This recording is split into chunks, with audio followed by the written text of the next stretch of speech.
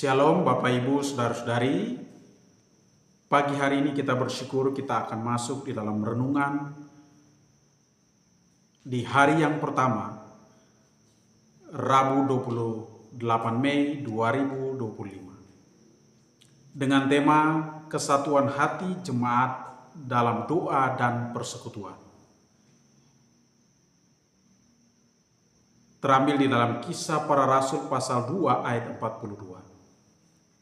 Mereka bertekun dalam pengajaran rasul-rasul dan dalam persekutuan, dan mereka selalu berkumpul untuk memecahkan roti dan berdoa. Kesatuan hati jemaat dalam doa dan persekutuan. Bagian yang pertama, kesatuan adalah kekuatan gereja. Jemaat mula-mula hidup dalam kasih dan satu hati.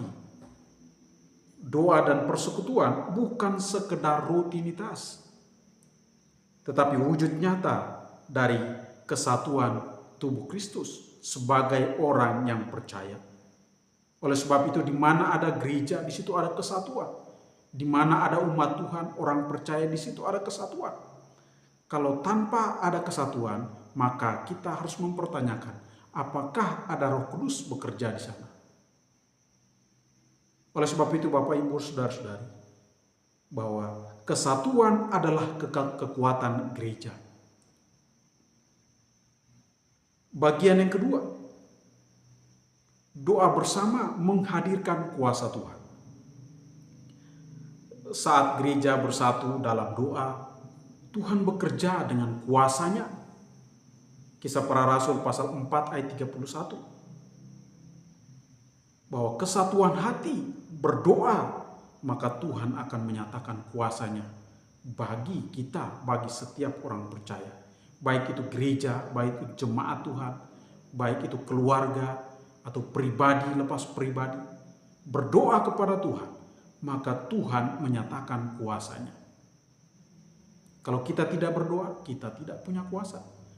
Kalau kita selalu berdoa, maka kita terus dipimpin dengan kuasanya.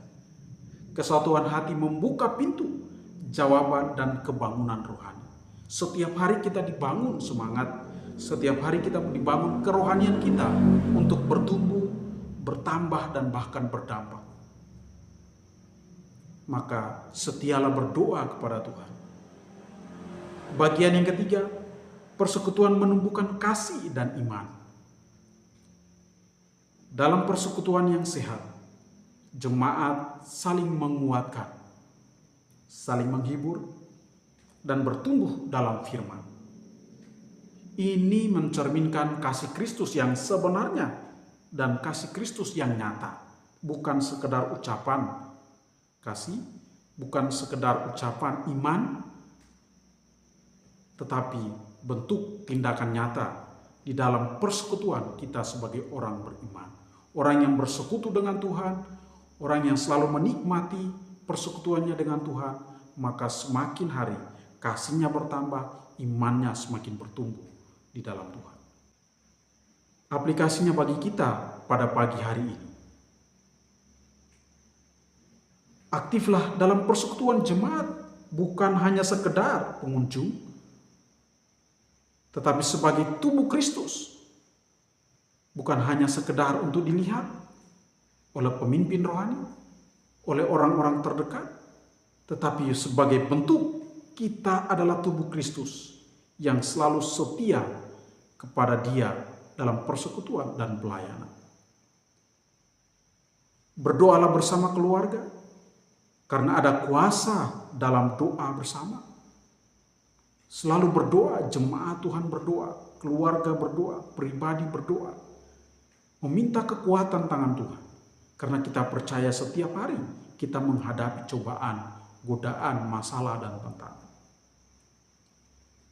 Jaga kesatuan hati dengan menghindari gosip, iri hati, dan kepentingan pribadi.